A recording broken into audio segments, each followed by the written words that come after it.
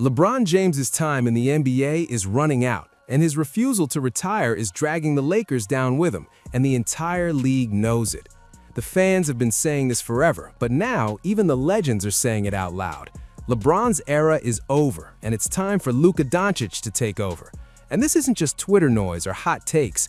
Michael Jordan himself said this. Retirement's been called. He just won't answer. And that's just Michael Jordan. Wait until you hear how far Magic Johnson and Shaq took this. Trust me, you haven't heard them speak like this before. You know what people keep missing?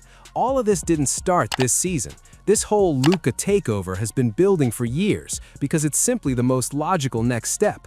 And the only person acting shocked by it is, of course, LeBron himself. Honestly, if you've been paying attention, the signs are impossible to miss. By the beginning of 2026, Luka Dončić wasn't just a contender anymore, he was the gravitational center of the Lakers. Just look at the All-Star voting at the start of the year. Over 5.2 million fan votes poured in for Luka, while LeBron barely crossed 3.1 million. And the wildest part? Nobody was surprised. So if everyone, the fans, the media, the players, including the legends of the game, collectively agrees that it's Luka's time, why the hell are we still watching 41-year-old LeBron on the court? Why are you 41 years old and still trying to compete with 20-year-olds? And it's not just the voting numbers. It was obvious in the games the Lakers played early in the year. Early 2026 was like Luka's personal coming-out party. Against the Pelicans, he dropped 32 points, 11 assists, 9 rebounds, and walked off like it was just another Tuesday at practice. Then, 2 nights later, the Lakers beat the Grizzlies. Luka put up 28 points, 10 assists, and 12 rebounds. Even the players around him are elevating because of his impact. We're seeing Austin Reeves hitting shots he wouldn't normally take, and Rui Hachimura suddenly cutting harder and finishing cleaner. And here's the not-so-crazy part. None of this required LeBron. It's been clear to anyone watching, and even the legends have been signaling to LeBron for years that his time with the Lakers and the NBA in general is up. We understand he's still trying to prove he's one of the greats, but nothing he does now will make fans place him on the same level as players like Kobe or Jordan. In fact, Magic Johnson said it himself in a press conference in 2025. That's what make him a bad boy and the best that's ever done it. Don't get it twisted. I love LeBron, but No. It's not disrespect, it's just reality. And it's not only Magic. Shaq has been equally blunt with his opinion. He says the Lakers need to start building the next 10 years around Luka, not another farewell tour for a 41-year-old. At some point, we will see LeBron retire, but you got a 25-year-old Luka Dončić, so that means we got another good 10 years looking at the Lakers. But on the other hand, Cedric Maxwell, who's a Finals MVP and 2-time Celtics champion, a guy who actually played alongside Larry Bird, came out and compared Luka to Bird. He talked about Luka's court vision, how he manipulates defenders without relying on explosive athleticism, and the way he controls the pace of a game. When someone like you says that Luka is a carbon copy of Larry Bird, that's obviously a more powerful statement than I said right now, I think that you asked me, so who would Larry Bird what would he be like in the NBA? And Luka would be him or he'd be Luka. These aren't hot takes. They're expert-level, first-hand comparisons. Even analysts like Jovan Buha have been talking about the Lakers' offensive rhythm improving dramatically with Luka at the center. Possessions look cleaner, the ball moves faster, and spacing is sharper. It's the kind of improvement you can actually measure. In January 2026 alone, the Lakers' net rating when Luka was on the floor without LeBron jumped to plus 5.2 in the first quarter alone, showing how his presence transforms the team's efficiency. Even the clutch game numbers reinforce it. In that back-to-back Memphis series, Luka had a usage rate north of 34%, an efficiency rating around 28%, and a box plus-minus of plus 10.8. These aren't just flashy stats. They show he's running the offense, creating opportunities, and maintaining elite efficiency while dragging the team through high-pressure moments. Meanwhile, LeBron has been playing fewer games, struggling with back soreness and injuries. The message is crystal clear. It's time to pack it up, old man. And LeBron knows it. That's what makes it tense. He stayed because he wanted one last run, one more chance to define his legacy. But Luka shouldn't have to wait for anyone's permission. And just like Shaq said, LeBron isn't doing much for the Lakers anymore. and the numbers prove they really don't need him. If you want to see how true that is, just watch a Lakers game when LeBron wasn't on the floor. Early in the 2025-2026 season, LeBron missed the first 14 games due to his back issues. And honestly, it was the perfect showcase of why the narrative around him being some unstoppable force is outdated. Because the team didn't just survive without him, they thrived. The Lakers went 10-4 in that stretch, and Luka wasn't just putting up numbers, he was carrying the offense, dictating the pace, and putting everyone else in position to succeed. Across those games, he averaged 28 points, 9 rebounds, and 11 assists per night, with an efficiency rating around 27.5% and a box plus-minus of plus 9.3. And the team stats make it even more obvious.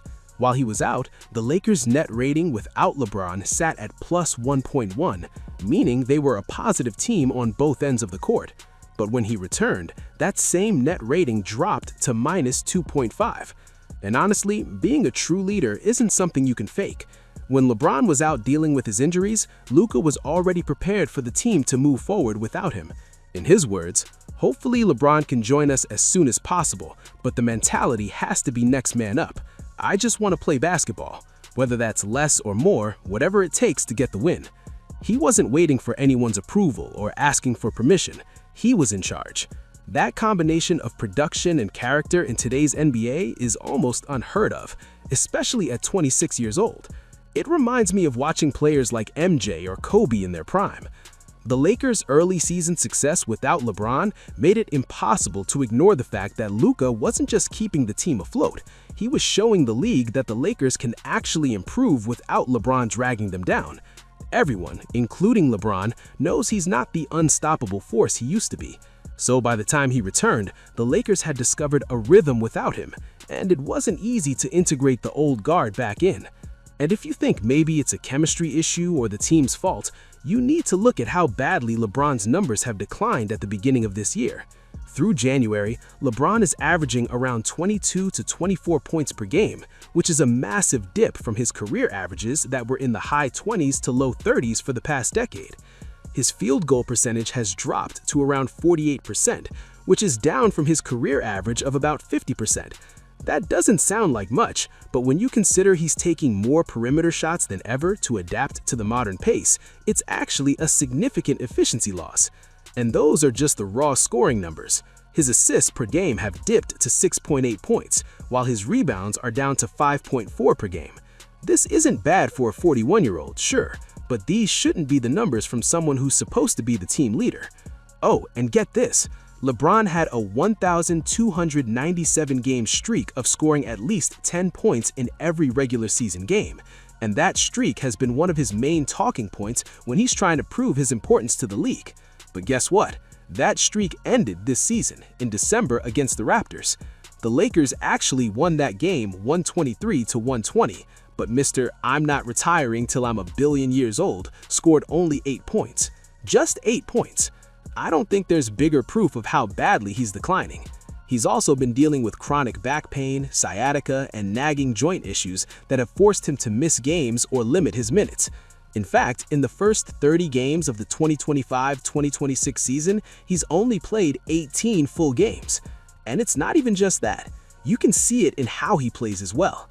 His first step isn't as explosive as it used to be. His side-to-side movement is slower, and when the Lakers push the pace, it's clear LeBron can't carry the same load for a full 36 to 40 minutes like he used to. Even from a coaching perspective, it's telling. JJ Redick, the Lakers head coach, has openly said the team has been less organized since LeBron came back. And when even your head coach says that about you, you know it's real.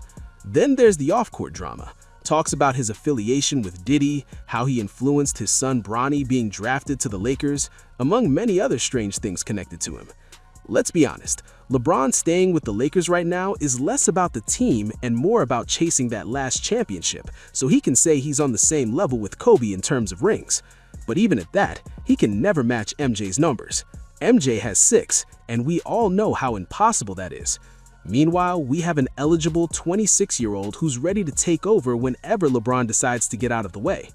I mean, sure, if we're being fair, LeBron is LeBron in terms of name recognition and legacy, but the reality on the court is far from that. And all the legends who've been quietly hinting at this were right. Now, if you've been paying attention so far, you can sense some restraint in how I've been comparing these two players. But right now, let's stop dancing around it and get to the plain truth. Luka is a better player than LeBron James. There, I said what I said, because if you actually place them head-to-head, the gap is clear.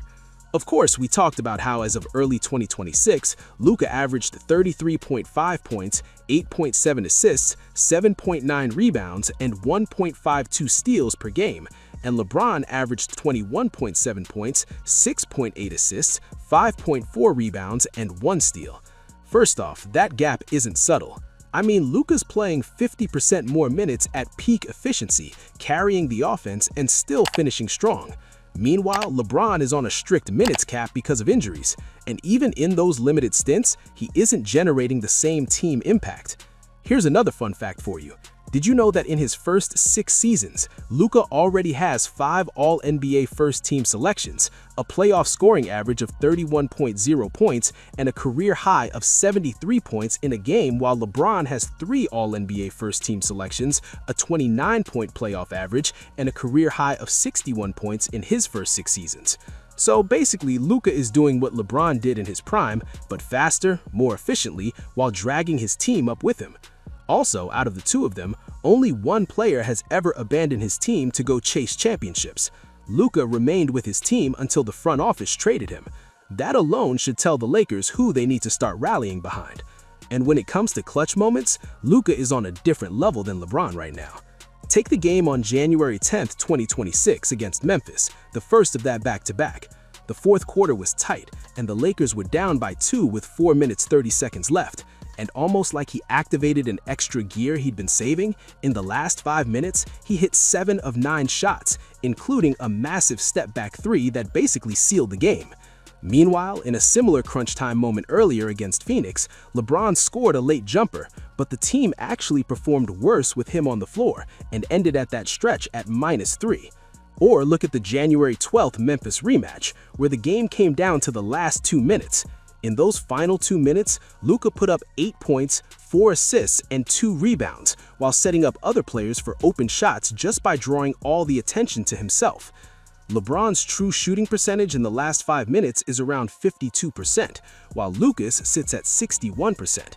At the NBA level, that's a massive difference, and the impact goes beyond stats. Remember what I said about Luka making his teammates better? Well, in that back-to-back Memphis series, Rui Hachimura scored 22 points over the 2 games and hit 70% of his shots, and Austin Reeves knocked down 5 clutch threes, all set up by Luka's decision-making. Compare that to the game against Toronto, where LeBron scored 8 points. That was the same game where the Lakers lost their rhythm and had to rely on a contested three-pointer by a role player to force the match into overtime. And that brings me to the point I made earlier. Luka is currently outperforming LeBron in every meaningful metric, from scoring to passing, efficiency, floor control, leadership, and durability. So that's why when MJ said retirement was calling on LeBron, it wasn't so much a jab as him clearly stating the truth. LeBron should move on. Moving on wouldn't erase anything he's done. If anything, it would elevate his legacy. Or he can stay in the way until the Lakers, the front office, and reality force the decision for him. And that version, that's ugly. Luka is already here. The team is his. The future is his. The only question left is whether LeBron exits like a legend or gets pushed out like a relic.